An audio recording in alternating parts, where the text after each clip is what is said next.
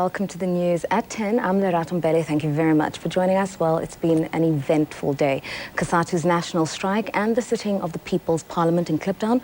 Tonight, we delve into these issues. But first, your headlines. Job losses, unemployment and poverty came under the spotlight today. This when about 150,000 workers affiliated to Kosato took to the streets countrywide. The workers want retailers to source 75% of their materials locally. They also called on the mining industry to stop retrenchments. And they've urged government to devalue the rand so as to save jobs. Kosato and business leaders differ sharply over the success of the strike. Kosato says it was a resounding success, while business says only 10% of workers took part. Ministers in the economy cluster say government will not devalue the rand. The ministers were responding to calls by Kosato to weaken the rand in order to save jobs. They addressed the media in Pretoria today. They argue that the economy is on a higher growth range than it's ever been. However, the ministers are working on an interim support mechanism to save the clothing and textile industry. Details of the plan are to be released later on. Thousands of South Africans gathered around the country to celebrate the Freedom Charter. Many used the opportunity to voice their opinions about pressing issues facing the communities they live in. In KwaZulu-Natal, the people converged on the Albert Luthuli Community Centre in Grootville.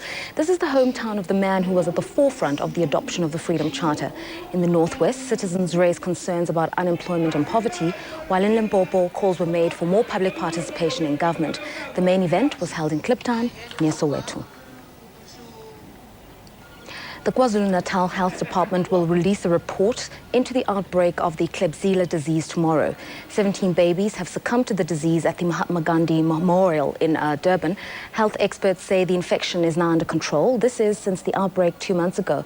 Klebsiella is a fatal bacterial disease which affects respiratory organs, urinary tracts, and surgical wounds. The report will also make recommendations on how to prevent such further tragedies. The battle to have pupils taught in English at the Micro Premier School in the Western Cape have failed. Today, the Supreme Court of Appeal dismissed an appeal by the Western Cape Education Department. The department had wanted the change to the school's language policy. Their demand was for the school to admit 21 learners and then have them taught in English. The Supreme Court has upheld a ruling by the Cape High Court, which is in favour of the school. Now, the school will allow the pupils to continue their studies in a separate classroom until the end of the year. Well, Kosato says its nationwide strike has been a resounding success. About 150,000 workers marched throughout the country in protest against job losses, unemployment and poverty. The Federation also wants government to devalue the rand. Another demand is the cheap imports in the textile industries must be brought to an end. The Union Federation has called on retailers to source 75% of their materials locally. The mining industry has also been told to stop retrenchments. However, Kosato and business leaders differ sharply over the success of today's strike. The SA Chamber of Business says only 10% of workers took part. Sabc adds that the protests have cost the economy an estimated 500 million rands. Kosato says it resorted to strike action after government and business failed to curb retrenchments and job losses. Those were ready to write Kosato off as a force in the politics and the economy of the country will have to review their position tonight. The statement from workers has been absolutely devastating. And as the SACP, we want to warn, sooner or later we might have to use this worker power against the capitalist system itself if it does not respond to the challenge of jobs and poverty. Workers today did express very, very firmly their support for the Deputy President of the ANC, Jacob Zuma, and raised serious concern about the manner his whole matter has been going. Well, joining us now to unpack some of the complex issues that have arisen out of the national Kosato strike is Dr. Mcebisi Ndletjana, a senior research specialist at the HSRC, also going to act as our resident specialist on issues of the Freedom Charter. So we'll have you for much of the program. Thanks for giving us so much of your time. Thank you. On to the main issue at hand, the national strike. There are differing conclusions as to its success. Sabc says only 10% of Kosato members participated. Kosato says resounding success. Which do you think is the more accurate picture? This is so typical because there's always this statistical dance. Labour saying it's 40-50%, SACOP saying it's less than that, the government agreeing with SACOP. But in most cases, it tends to be somewhere in the middle, perhaps 30-40%. So we will most likely hear the accurate figure later on. Okay, now let's look at the list of demands that Kosato has put forward. Generically, it's about retrenchments, job losses, and the state of the economy, privatization, liberalism, and the rest of it. But specifically, they're saying government must devalue the rand. Is there a consistent position on this across sectors? And the reason I'm asking this is when you look at mining, gold miners would categorically say, yes, devalue the rand because that sector of mining has been hammered. But platinum miners are reaping the rewards because the price of platinum is just so high. There's sort of disagreement depending on sector to sector. I think the manufacturing sector are quite hard hit by this because it means that their products cost more. And in most cases, or I think a particular sector that has been hit quite hard by the strength of the rand is the textile industry as well. So there is a general agreement that in order to stimulate South African imports, you have to devalue the rand so that you make the South African products a lot cheaper. And of course, in order to create jobs, you need to have companies being able to sell their stuff outside so that they can make profit and possibly expand. Let's look at this whole issue of textiles that you've raised. The other issue is stop the influx of goods, particularly from China. But then the flip side of the argument. China has a growth rate of 10% per annum. South Africa might want to tap into that market. So in the interests of fair trade and creating better relations with China, South Africa might not want to be too hard on the Chinese. Would that be a compelling argument for these workers? I think it's an argument that the government and SACOP has to look at. Most third world economies obviously cannot compete fairly with developed economies. They've been told by World Trade Organizations to lower their tariff barriers as a way of allowing outside goods to come in. And obviously, to reciprocate that, South African companies have also been allowed to take their stuff overseas. So there's got to be a compromise somewhere. I think at some point some people were saying government should protect vulnerable sectors of our economy in as much as there's a strong demand to comply with trade regulations. At the same time, you have to be sensitive to the demands of your own economy and perhaps protect some that are vulnerable to international competition. Okay, let's look at Kosato itself as a union federation strongly allied to the ANC and the SACP. Now, in the event that this strike is not successful, people are going to say, well, we knew it. You know, Kosato have lost political muscle. In that respect, is it not time possibly for Kosato to start thinking about realigning its position, maybe going alone and sticking only to shop floor issues and not getting themselves too much involved in politics, which invariably means they get co-opted into policy agendas that are not in the interests of what serves Labour? I think Kosato would strongly assert that they are quite independent of the ANC. Obviously, they haven't been able to influence policy as much as they would like to.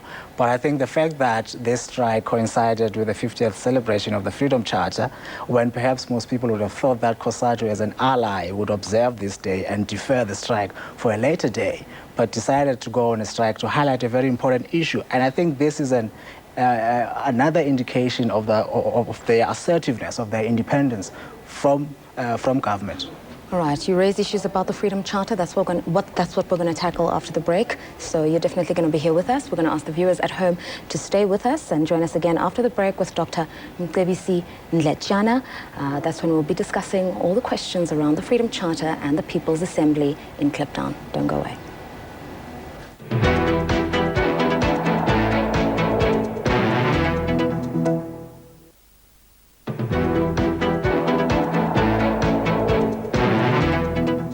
Welcome back. You're watching the news at 10 only on SABC3. Well, history was made in Kliptown, Johannesburg today. Both houses of Parliament, the National Assembly and the National Council of Provinces, sat there. They were marking the 50th anniversary of the Freedom Charter. Members of the public also participated. They were allowed to discuss issues with parliamentarians face to face. Those in South Africa's 9 provinces made their inputs in a live broadcast link. Young and old flocked to air their grievances. The electorate wanted assurances that their demands will be met by government. The sitting agreed that the Freedom Charter will direct the government towards the goal of improving people's lives. As I said earlier, we are going to change tack and stay with Dr. Sabc from the HSRC, who's done extensive work on the principles of the Freedom Charter along with issues of economy. So, like I said, our resident analyst, thank you for staying with us. The history of this charter has its roots, obviously, in the anti-apartheid struggle, particularly events from 1952, the Defiance Campaign, 1955. But it's also said that it's embedded in events globally, particularly Bandung. How is their resonance? There is a strong resonance there because Bandung talks about social justice. It aims to address issues of poverty. And of course, the Freedom Charter talked about this way back in 1955, that there should be housing, decent wages, and workers should get decent rights. So all these issues of poverty and social justice were addressed way back in the Freedom Charter in 1955. So that's how it remains current even to this day. Beyond that, President Mbeki made a lot of mention about the life and the contribution of Olive Schreiner, but he also constantly made reference to a delegation from India. Could that have to do with the history of Bandung, or, as some people have said, it's because South Africa's development model has strong resonance with the development models of countries such as India, and that there are lessons to learn? So in the course of celebration, we need to look at what lessons could be learned about adopting and sticking to these principles, as has been done in other developing countries. I think it also underpins the sort of growing alliance between India and South Africa, particularly third world countries who are emphasizing quite strongly that you need to focus on social development, not only measure your indicators or your economic indicators according to rates and figures, but you need to measure it by the quality of lives that people lead. And of course, there's a lot of contention, particularly in India, over whether or not the policy that they followed have borne any fruition. But of course, one cannot escape the fact that there has been significant economic growth in India, I think about 5% or so. Let's bring this back home. Many people are there engaging with parliamentarians, and they're quite distressed. They're not happy. No services, no houses. Some of the principles that they feel are lofty ideals and just cannot be realized. Is there a way in which you can look at the principles of the Freedom Charter and group them according to priority, or they all work together, mutually reinforcing one another? They are all issues of social development. Housing, jobs, land, and all these are very urgent issues that needs to be addressed by the government. And of course, I think we need to look at the Freedom Charter as a vision that was adopted way back in 1955 of how they wanted South Africa to be, of how they envisaged a South Africa that was free. And of course, the challenge once you have this free South Africa is to implement that vision into some tangible policies that are able to change people's lives.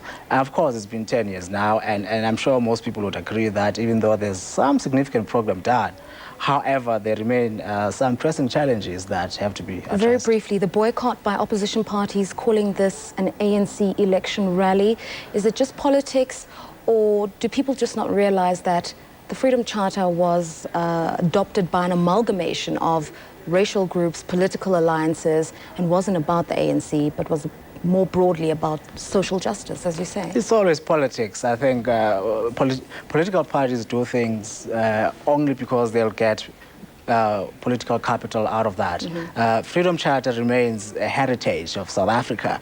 And of course, some people have more to do with that than others. So you would always have contention over who celebrates it.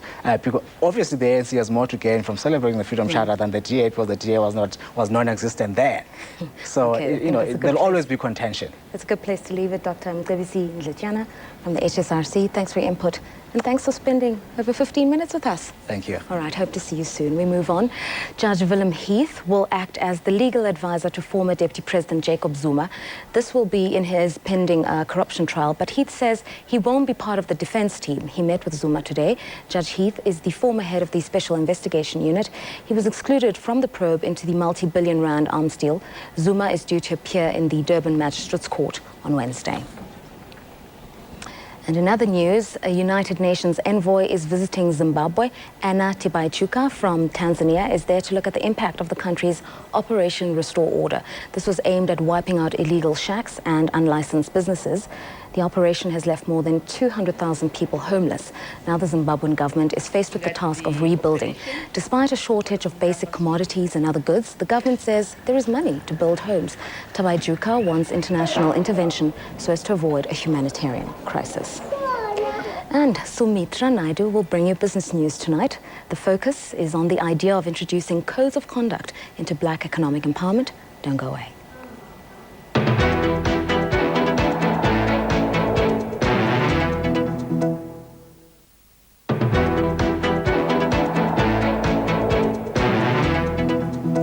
A very good evening to you. In your business news tonight, we discuss the BE Codes of Good Practice. But first, a quick market update.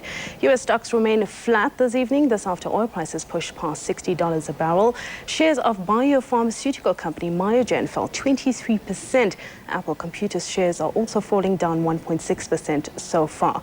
The oil prices are driven by the resilience of energy demand. This comes in the face of high fuel costs and worries about oil policy under Iran's new hardline president. The prices have tempered investors' appetite for equities. High crude prices are generally negative for stocks, and they also eat into consumer spending. OPEC says it will decide this week on whether the cartel will release extra oil to ease prices. The Nasdaq is currently trading 10 points lower. The Dow Jones is currently trading in the red after some disappointing company updates. Shares of International Paper dropped over 23% today after the company announced it expected lower forecast earnings for the second quarter. The company also reported a slowdown in volume sales in its packaging and printing departments. On the upside, Walgreens company stocks rose after the top U.S. drugstore chain reported stronger than expected quarterly profits. The company's shares gained 3.9%, but there are still fears of an interest rate hike in the U.S. later this week. That's weighing on the market. The U.S. Fed is set to meet on Thursday, and there's consensus that it will raise interest rates again. As a result, there are growing concerns about future growth prospects. The Dow Jones is currently trading about 15 points lower. Let's take a look at the local markets. The rand was firmer against major currencies today in line with a stronger euro. It shrugged off Kosato's national strike against poverty and unemployment. The JSE Securities Exchange ended in the red with global markets sliding on the record high oil price. Gold's currently at $439.80 a fine ounce. Platinum's at $888, and the spot price of Brent crude is at $58.53 a barrel. The government has released the second draft of the Black Economic Empowerment Codes of Good Practice. Now, the codes are meant to standardize the Black Economic Empowerment monitoring process, this by clearly defining all the aspects of empowerment. The codes were first published in December last year. The current draft deals with ownership and control. The codes also aim to help companies that operate in more than one sector and subscribe to more than one charter. But Kosato has criticized the move. It says pension fund holdings in the company are not recognized as an empowerment interest that would broaden transformation. Pension funds constitute a large share of investment in South Africa. The state's pension fund manager, the Public Investment Corporation, manages assets of more than 377 billion rand. Trade and Industry Minister Mandisi Mpashwa is expected to present the codes to the cabinet next month. Joining us now to discuss the codes in is the Black Management Forum Managing Director, Jerry Vilakazi. Jerry, thank you very much for joining us. Good evening. Just taking a look at this now, what are the changes? What have been the improvements? Very significant changes. When the codes were released for the first time, there was a huge outcry. I think it's important to note that this time you could see that the minister has had very extensive consultation, has taken into considerations the input that were submitted by different stakeholders. One key issue which is important for us as the BMF is the extent to which there are bonus points to recognize new entrants into BEE deals. I think that is going to encourage new players to come on board into BEE, and we're very pleased with that. But also the minister has gone to an extent of also encouraging and seeking more participation by the new Black economic empowerment partners into the operations of the companies in which they invest. And that is key for us. The issue of ownership, I think this time it's been unpacked even more broadly, and we're very satisfied with it. It now will enable more broad-based participation, but also more important, there are more bonus points now to recognize and encourage the participation of women in deals. There's been a huge outcry, not only from the BMF, but various other players, for the lack of women participation in some of the deals, significant women players within some of the deals, and I think this provides an incentive now. I think the other significant thing that changes is that the new codes now recognize assets, the selling of assets as an empowerment transaction. I think this is a very significant issue. And again, I think it also presents an opportunity for companies that have been saying they've got models of ownership that are difficult to do empowerment deals. We would like to see now, because some of these companies, for instance, multinationals, they've got assets that they have and they could do transaction. It raises a question, it presents an opportunity for them to use the selling of assets to deal with the issue of empowerment. Now, the multinationals have raised their concerns. Have all their concerns been taken care of, or are you still looking into rectifying all these issues concerning the multinationals? Looking at the codes as presented, modified now by the minister, and his commitment that by the end of July he will actually present codes, a new code that will also address the question of multinationals, I think in a sense he has given serious thinking, he has given some serious consideration of the submissions that have been made by multinationals, and we're looking forward to seeing how that code is going to deal with that question. But also, just to go on, one of the critical issues I think that we see here now is the issue of recognition of some of the deals. One of the outcry which was there when the codes were released for the first time was the whole question of whether deals and transactions that had taken place before would all have to be undone and reconstituted, etc. I think with the current modification, I think there is a space to recognize those deals. I think the other significant thing is that some of the deals that are funded through debt would now be recognized outrightly with the points allocated to them, but also with the space by which time they should have transferred economic benefit to the new beneficiaries. Has financing changed, though? I think the new codes as presented, the modifications that the minister have put into the codes do encourage various forms of finance for BEE. However, the issue of finance remains a very critical challenge, and I think it is an issue that all the stakeholders still need to grapple with. There is a challenge unless we deal very closely with the issue of financing BEE. In 5-10 years' time, we may find that even some of the deals that today are being signed may be presenting us with critical challenge, and therefore we do hope that in the next coming months, there will be very serious engagement around the question of financing BEE, even if it means the minister considering to develop a separate code that addresses the question of funding BEE. Great stuff. I'm sorry, we are running out of time. We'll probably have to invite you in again to take this further. Thank you very much for joining me, Jerry Velakazi there. That's all the business news I have for you tonight. After the break, Lerato brings you your sport and weather news. Don't go away.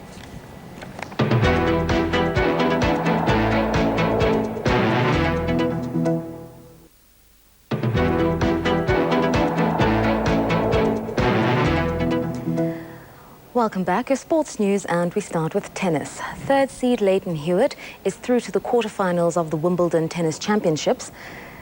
Hewitt was too strong for Taylor Dent. He defeated the American 6-4, 6-4, 6-7, 6-3. In another match, Feliciano Lopez became the first Spaniard in 33 years to advance to the quarterfinals. He beat Croatia's Mario Ancic 6-4, 6-4, 6-2.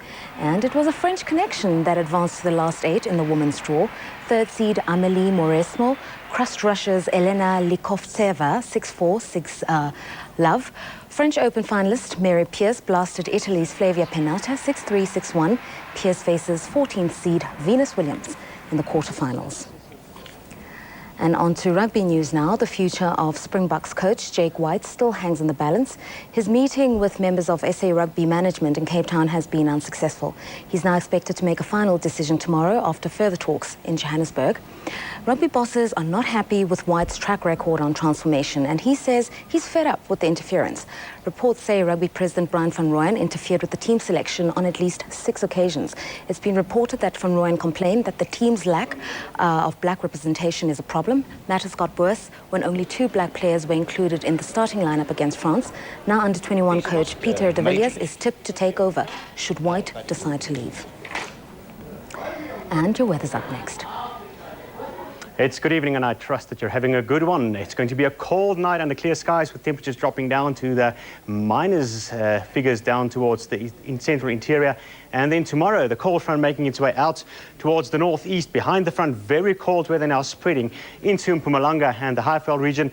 And also some isolated showers expected towards KZN and the coastal region of the Eastern Cape. Clear skies dominating as we move towards the central interior and the southwestern Cape. Temperature-wise, I've mentioned very cold temperatures. Kimberley down to -2 onto the Highveld, Johannesburg at 3 tonight. Polokwane dropping to 3 degrees. Durban at 13. And then a very cold -9 in Sutherland. Cape Town a mild 10 degrees tonight. And tomorrow, temperatures rising to the high teens along the lower south coast. Cape Town at 18, Kimberley reaching a high of only 16 and staying in the high teens towards the Highveld as well. Johannesburg 18 degrees, but still chilly towards the interior of the Eastern Cape. That's all from me. You have yourselves a great evening. Cheers. Thank you, JC. And that's all we had in the news at 10 tonight, of course. We'll be back tomorrow, same place, same time. From me, Lerato Mbele, the news team and the crew, thank you so much for your time. Good night.